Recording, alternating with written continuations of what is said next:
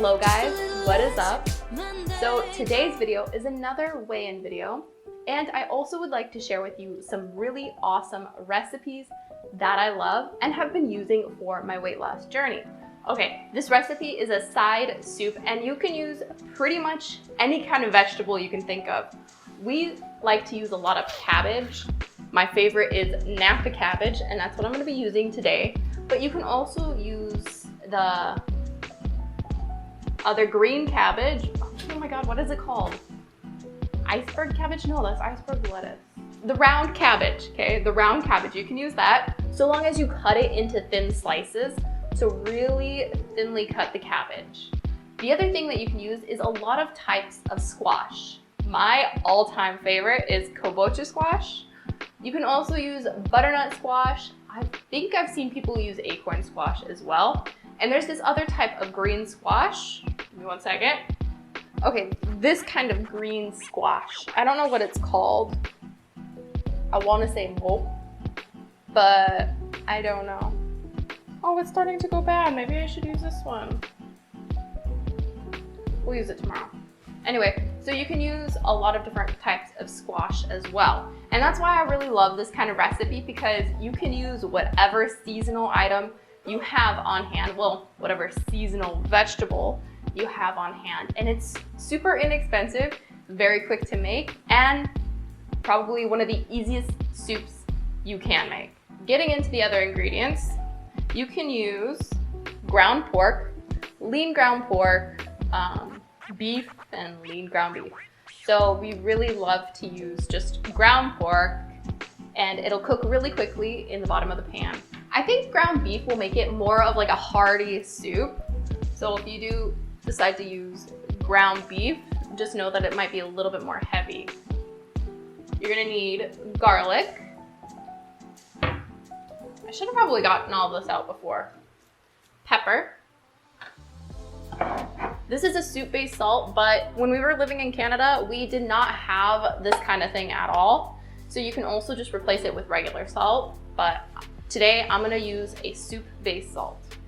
I don't have the package to show you guys what it looks like, but I'll put a little picture of the package here. The next thing that you'll need is Knorr powder. You can also use chicken bouillon powder. It looks like this, and you can get it in many different places. I've even seen it in a small town before in Walmart, and it's usually in the Asian aisle. You might find it on the bottom shelf, and all it is just, well, like a chicken bouillon cube, but it's just like a powder, and you can scoop out as much as you want to really intensify the flavor of a lot of dishes. So you're gonna need this. You can also use chicken bouillon or chicken stock. Next and last thing, obviously, fish sauce. Now, time to get started with preparing all of the ingredients. I'm gonna start by preparing the Napa cabbage.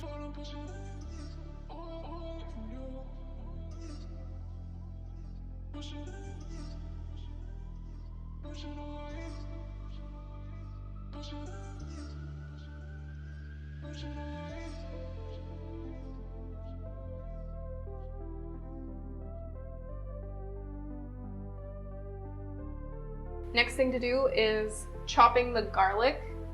That way we can start browning the pork or the beef, whatever you got. And then we're gonna chop the cabbage or the other vegetables. Depending on the type of vegetable you got, if it's gonna take a long time to chop it and get it ready, then you might wanna start with that first. But since the cabbage is pretty easy and simple to cut, I'm gonna do that last. I'm not gonna tell you how many cloves to use because it really just depends on how much pork you got and how much soup you're making.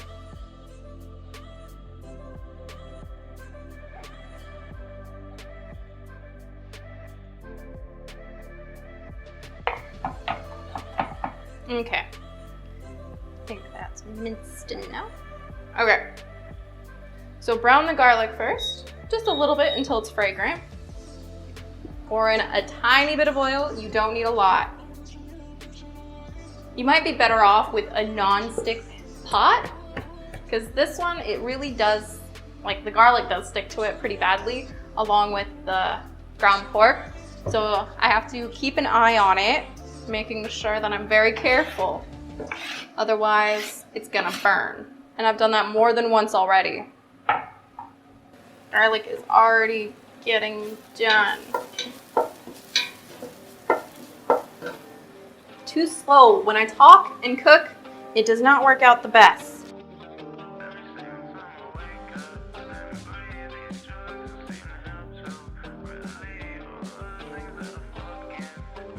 All right, so when cutting the cabbage, cut it kind of small, just about that big. So that is 1 inch slices, 1 inch.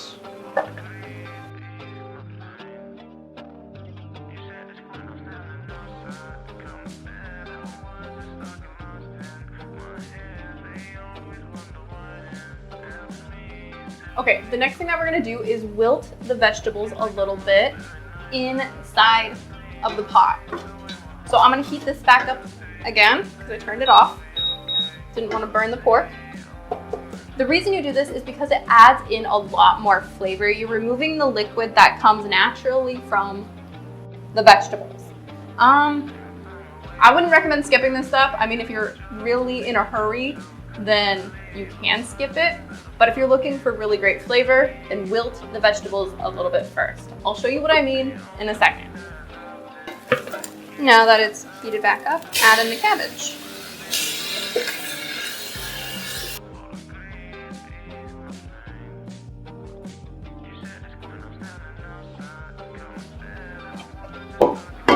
Lid over top, let that do its thing.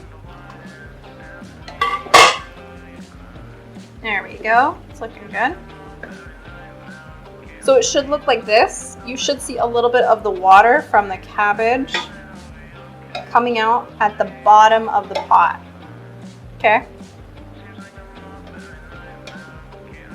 When you're adding in the water, only add in enough to cover the cabbage. You don't want to put in too much. Good to be here, kid. You gotta just go for it. Don't think about what comes after or what came before. About that much water, okay? Just enough to partially cover the cabbage.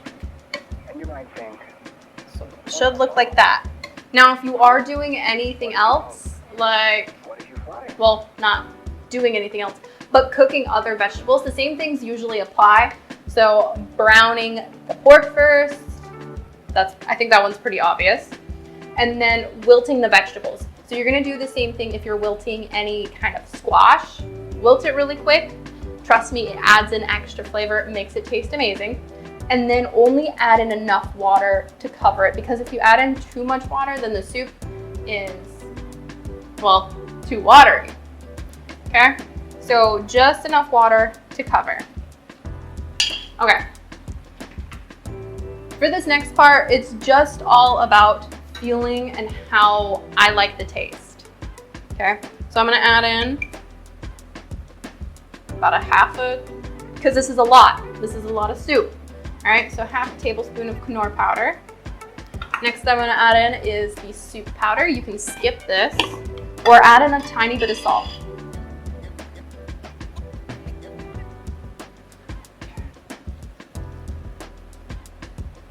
But just add in the fish sauce last once it comes towards the end of the cooking. Okay, it helps keep a little bit of the smell. If you don't like the smell, then cook it down a little bit more.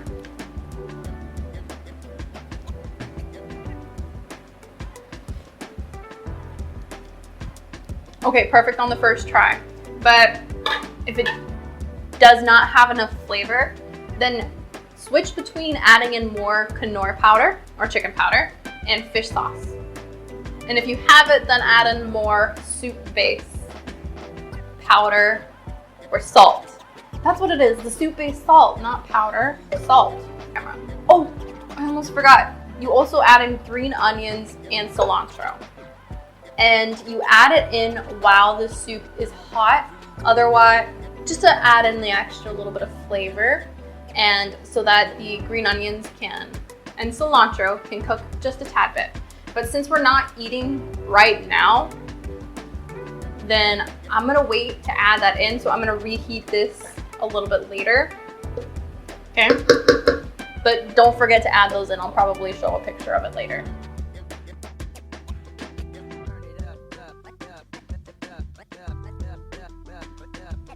So definitely give this recipe a try. It is amazing, especially for the seasonal vegetables. So if you do give this recipe a try, comment below on what other vegetables you used and what it went great with. And that will also help give me some ideas on some other ways that I can cook this, because right now I'm just mainly cooking it with cabbages and squash. Okay, that is it for the recipe part. Now we're gonna get into the weigh-in. Okay, so now for the weigh-in part, I redid that in-body scale measurement, and it is a little bit different. Not a drastic difference, but just a tad different. So again, you'll see a photo of it pop up here. It's a little wrinkly because, well, the paper's a little wrinkly because it was in the bottom of my bag, but I'll make it look as nice as I can on screen for you. So the difference between the two measurements, this one was, they're almost a month apart, barely a month apart. Okay, so when I first did it, I was at a score, well, I scored 79 points. This time I scored 80 points, which is better. Okay, and my fat, well, actually, I'm gonna talk about my weight first. So my weight did go up between the two.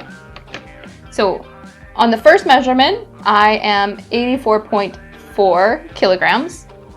And on this one, I am 84.5. So a little bit higher. And then when I stepped on the scale that they have in the bathroom, it said I am almost 85 kilograms. So my weight did actually go up. But on the most current measurement, I'm gonna put one down because it's getting confusing. Now on the most current measurement, what I was really looking for is a change in my fat. And my fat did go down, surprisingly so. So it went down a little bit around my stomach.